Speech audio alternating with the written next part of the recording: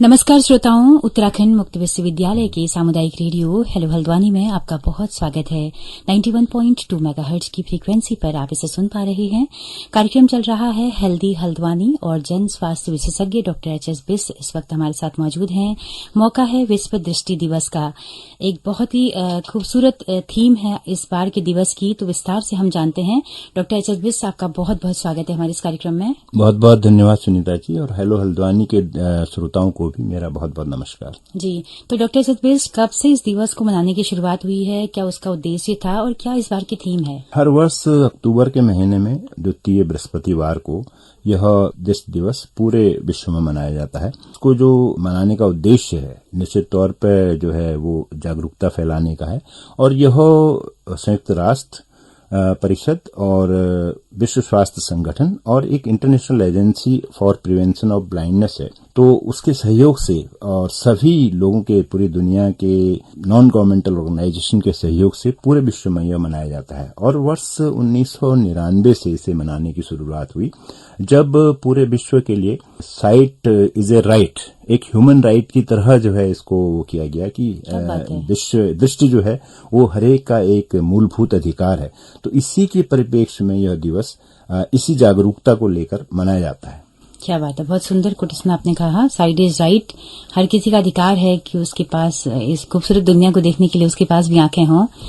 तो डॉक्टर साहब, थीम क्या है इस बार की? इस वर्ष बहुत सुंदर इसमें थीम मैं समझता हूँ बनाई गई है, लव योर आईज, यानी आप अपने नेत्रों से प्यार करें। तो कितना सुंदर एक तरीके से ये थीम है, यह शीर्षक है, जिसमें हमें सोचना है कि वाकई अगर आप अपनी आंखों से प्यार करेंगे तो किस तरीके से आंखें आपको आपकी पूरी जिंदगी में, पूरे जीवन में आपको अपने जो है वो एक उसका पुरस्कार देंगे एक तरीके से।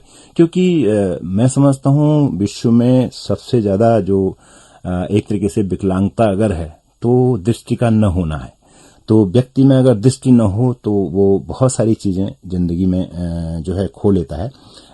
लेकिन अगर यह हम इनकी रक्षा करें, स्वयं रक्षा करें, किसी अस्पताल में जाने से पूर्व, यानी हम इससे पहले से ही इससे रक्षा करते हैं, तो यह बहुत सुंदर बात होती। और पिछले दिनों में खास तौर पर कोविड-19 के बाद जिस तरीके से आंखों का स्क्रीन के साथ संबंध स्थापित हुआ है, चाहे वो छोटे से छोटे बच्चे क्यों न हो जिसने ऑनलाइन क्लासेस ली, और जो प्रोफेशनल क्यों न हो, कंप्यूटर से लेके सारे ही प्रोफेशनल, लगभग सारे ही काम अब कंप्यूटर स्क्रीन के थ्रू होते हैं, तो आंखों का उपयोग बहुत ज्यादा बढ़ गया है। तो इसी अनुपात में हमें उसकी रक्षा करने की भी जरूरत है। तो इसीलिए कहा गया है कि लव योर आईज। तो बहुत अच्छी थीम है और उसी तरह से हमें उसकी केयर करनी है। और स्क्रीन जो आपने बताया कि वो तो वाकई उसका हमें कुछ अल्टरनेट ढूंढना पड़ेगा, या तो कुछ आई ड्रॉप्स ऐसी इजाद करनी पड़ेंगी, या हमें कुछ एहतियात बरतने पड़ेंगे। तो डॉक्टर साहब, आगे चलते हैं इस वार्ता में, और मैं पूछना चाहूंगी कि दृष्टिहीनता तो होती ही है, तो दृष्टिमंदता भी एक कोई कॉन्सेप्ट है, तो थोड़ा सा इसको एक्सप्लेन करें आप। जी, जो हमारा इवन भारत में जो national programme for the control of blindness and visual impairment के नाम से बनाया गया, तो उसमें विजुअल इम्पेयरमेंट जो है वो एक तरीके से दृष्टि तीक्ष्णता में कमी है, यानी दृष्टिमंदता जिसे कहा जाता है, लो विजन जिसे कहा जाता है। तो लो विजन में इसमें भी दो तरीके के लोग होते हैं। एक होती है सामाजिक दृष्टिहीनता, यानी सोशल ब्लाइंडनेस जिसे कहते हैं, और दूसरी होती है इकोनॉमिक ब्लाइंडनेस, यानी आर्थिक दृष्टिमंदता। तो इसमें जो आप समझते हैं कि एक तरीके से ये पहचानने जानने वाले योग ये इस तरीके से हैं कि अगर वो सामाजिक दृष्टिहीनता है तो समाज में लोगों के बारे में पता रहता है कि ये आदमी दृष्टिहीन है, इसे कम दिखाई देता है, समाज उसे रिकॉग्नाइज करता है। और लेकिन जब आर्थिक दृष्टिहीनता होती है तो उसमें आदमी अपने जीवन का जो भी वो काम कर रहा होता है, जो भी सामान्य काम उसे करना चाहिए, उसमें उसे बाधा आती है। तो कहीं ना कहीं उसका इकोनॉमी जो है प्रॉब्लम होती है। तो इस तरीके से 4 कैटेगरी में WHO ने अलग अलग देशों के हिसाब से दृष्टिहीनता को डिफाइन किया है। तो इसमें एब्सोल्यूट ब्लाइंडनेस भी होती है, फिर जो है एक्यूट ब्लाइंडनेस भी होती है। तो ये मेडिकल टर्मिनोलॉजी है, बहुत ज्यादा हम न जाते हुए सामान्य तौर पर हम ये मान के चलें कि जो व्यक्ति 3 फीट से अगर अंगुलियां नहीं गिन पाता है तो उसे दृष्टिहीन कहा जाता है, और जिसका विजन जो है 618 से कम है तो उसे जो है दृष्टिमंदता की श्रेणी में रखा जाता है। तो आमतौर पर हमारे यहाँ दृष्टिमंदता या दृष्टिहीन लोगों के लिए चिकित्सालयों के साथ साथ, अस्पतालों के साथ साथ और आउटरीच सर्विसेज के साथ साथ, यानी कैंप की सर्विसेज के साथ साथ, चाहे वो सरकार हो चाहे गैर सरकारी संगठन हो, बहुत सारी संस्थाएं काम कर रही हैं, और लोग व्यक्तिगत रूप से भी नेत्रों के लिए काम कर रहे हैं एज ए वॉलंटियर। और दूसरी तरफ जो रिहेबिलिटेशन का पॉइंट है, तो रिहेबिलिटेशन यानी जिन लोगों की रोशनी अब किसी भी इलाज के माध्यम से वापस नहीं आ सकती है, जैसे हमारा नैब है गोलापार में, वहां पर बच्चे हैं 55-56 बच्चे हैं, तो उन बच्चों की दृष्टि अब वापस नहीं आ जा सकती। तो उनके लिए हमने जो रिहेबिलिटेशन प्रोग्राम रखे हुए हैं, वो बच्चे पढ़ रहे हैं, तो चाहे वो ब्रेल लिपि से पढ़ रहे हों, चाहे बहुत सारी चीजें हैं, तो उनसे जो है जितने भी विजुअल एड हैं वो उनमें उनके माध्यम से आगे को पढ़ाई करते हैं। और लेकिन एक जो सबसे बड़ी चीज ये होती है कि सरकार को इस क्षेत्र में बहुत ज्यादा खर्च करना पड़ता है कहीं ना कहीं। तो हम उससे पहले ये सोचें कि हम स्वयं अपने आंखों की ऐसी स्थिति आने से पहले हम स्वयं अपने आप से, हमें अपने आंखों से प्यार करना चाहिए। जी डॉक्टर साहब, आपने कहा जो नैब में जो बच्चे हैं, क्या उनका आंखों में आंखें ट्रांसप्लांट भी नहीं हो सकती हैं? ऐसी संभावना हमेशा बनी रहती है। कई बार फिजियोलॉजिकल बायोलॉजिकल स्थितियां ऐसी आती हैं कि जब ऐसी स्थिति होती है, लेकिन आमतौर पर यह माना जाता है कि उनका कोई न कोई ऐसा अंग, या तो हमारे देश में ज्यादातर लोग जो है कॉर्निया ब्लाइंड्स हैं, जिनका कॉर्निया काम नहीं करता, यानी स्वच्छ पटल या श्वेत पटल काम नहीं करता। तो जब श्वेत पटल ही काम नहीं करेगा तो वहां पर नेत्रदान का भी महत्व कम हो जाता है, यानी उन्हें ट्रांसप्लांट भी करके दृष्टि वापस नहीं लाई जा सकती। जी। तो डॉक्टर साहब, इस वक्त क्या स्थिति है देश की अगर बात करें? देश में जो है, जैसे कि मैंने बताया कि जो हमारा राष्ट्रीय कार्यक्रम है वो वर्ष 1976 से चल रहा है, यानी 40 से अधिक वर्ष उसे हो गए हैं, और उसमें देश में अलग अलग दशकों में अलग अलग चैलेंजेस रहे। तो 80 के दशक में जब हम विभाग में आए थे, तो उस वक्त जो है मोतियाबिंद सबसे बड़ा चैलेंज था। तो मोतियाबिंद को वो करने के लिए लगभग हम आधा महीना हम ग्रामीण क्षेत्रों में कैंप लगाया करते थे, और छोटे छोटे स्कूलों से लेके छोटे छोटे अस्पतालों में हमने कैंप लगाए। और उस समय वाकई दृष्टिहीनता का जो मुख्य कारण था वो कैटरेक्ट था, वो डेटा में भी वो 80% से ऊपर था। और लेकिन धीरे धीरे स्थितियां चेंज हुई। फिर world bank blindness control project आया 1993 में, जो 2000 तक रहा, 7 वर्षों के लिए। 4% के सॉफ्ट लोन पे गवर्नमेंट ऑफ इंडिया ने लोन लिया, और निश्चित तौर पे उससे बहुत ज्यादा दृष्टिहीनता में कमी आई। और अब जो है मोतियाबिंद नहीं, अब जो है हमारे यहाँ दृष्टि दोष सबसे बड़े कारण बन गए हैं, क्योंकि जो बच्चों में अधिकतर हैं या फिर जवान लोगों में हैं और बड़े लोगों में नजदीक की है। तो इस तरीके से दोष मतलब कि जो जल्दी ही चश्मा जो लग जा रहा है जी, जिसकी वजह से जिससे हमें नंबर ऑफ जो केसेस है हमारे दृष्टिमंदता ज्यादा है, दृष्टिहीनता के बजाय दृष्टिमंद लोगों की संख्या बहुत ज्यादा है, और वो 80% से 90% रोकी जा सकने वाली दृष्टिहीनता है, दृष्टिमंदता है।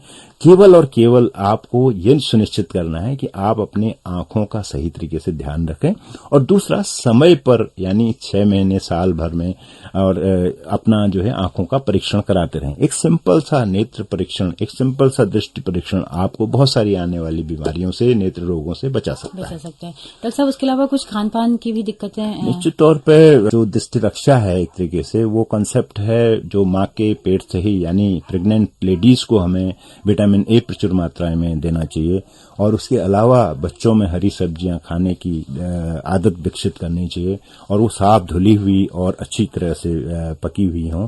और उसके अलावा विटामिन ए सप्लीमेंट, जो हमारा पोलियो के साथ साथ हमारा विटामिन ए का जो है ड्रॉप भी पिलाई जाती है बच्चों को, उसे भी हमें टीकाकरण, राष्ट्रीय टीकाकरण कार्यक्रम में वो ऑलरेडी शामिल है। तो हमें अधिक से अधिक खाद्य ऐसे पदार्थ लेने चाहिए। पपीता जैसे सिंपल सा है उसे लेना चाहिए, गाजर जैसे जाड़ों में आती है, तो उसमें विटामिन ए बहुत प्रचुर मात्रा में होता है। तो बच्चों का खान पान तो ज्यादातर अगर हरी सब्जियां और इस तरीके के फ्रूट से वो हो तो निश्चित तौर पर ब्लाइंडनेस नहीं होगी। उसके अलावा जैसे टीवी स्क्रीन पे घंटों बच्चे बैठते हैं, मोबाइल स्क्रीन पे बैठ रहे हैं। बिल्कुल, आपने आज का यह बहुत महत्वपूर्ण प्रश्न है। जब ऑनलाइन क्लासेज हो रही हैं, बच्चे मोबाइल में जो है क्लासेस ले रहे थे पिछले 2 सालों में, तो हमें जो है बच्चों को एक सही डिसिप्लिन, स्क्रीन रिजोल्यूशन जो है जैसे होता है उसी तरीके से हमें जो है स्क्रीन का एक डिसिप्लिन भी तैयार करना चाहिए, और वो एक निश्चित दूरी पर, यानी लगभग एक स्केल के बराबर दूरी पर मोबाइल होना चाहिए।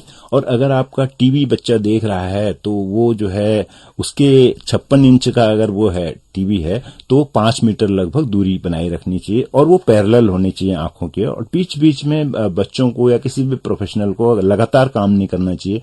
बीच बीच में पामिंग या हथेलियों से आंखों को ढकना या आंखों में छींटे मार के वो करना चाहिए। और हमेशा स्क्रीन में लाइट बैक साइड से आनी चाहिए, फ्रंट लाइट से आपकी आंखों में वो नहीं आना चाहिए।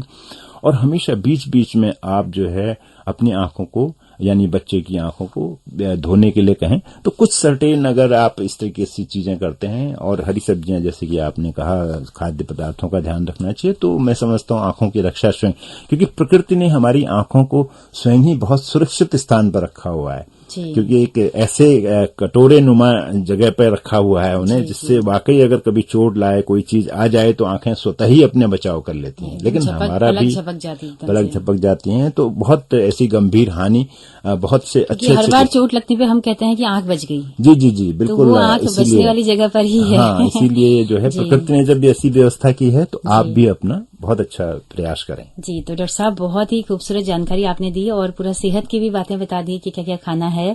तो इस और लब्बुलुआब इस मतलब बातचीत का मुझे ये लगा कि दृष्टि मंदता ज्यादा है और उसको हम क्योर कर सकते हैं। इसीलिए थीम दी गई है कि हम अपनी आंखों से प्यार करें, केयर करें और डॉक्टर तक पहुंचने की नौबत ना आए। तो इस खूबसूरत बातचीत के लिए, इतना वक्त देने के लिए आपका बहुत बहुत शुक्रिया sir. Thank you very much. तो दोस्तों, आप सबका भी बहुत बहुत शुक्रिया इस कार्यक्रम में अंत तक हमारे साथ बने रहने के लिए। अगर ये कार्यक्रम आपको पसंद आया हो तो अपना फीडबैक हमें जरूर दीजिएगा। आपके फीडबैक से हमारा मनोबल बढ़ता है। जैसा कि हम बताते हैं कि हमारा रेडियो एक सामुदायिक रेडियो है, जिसकी पहुंच रेडियो में केवल हल्द्वानी शहर तक है। लेकिन अगर आप दूर दराज पहाड़ में बैठे हैं या शहर के किसी और हिस्से में इस रेडियो को सुनना चाहते हैं तो हमारे यूट्यूब चैनल के जरिए, हमारे फेसबुक पेज के जरिए आप इन कार्यक्रमों को सुन सकते हैं। हेलो हल्द्वानी नाम से हमारा पेज है। तो इसी के साथ अपने रेडियो मित्र सुनीता भास्कर को दीजिए इजाजत। नमस्कार।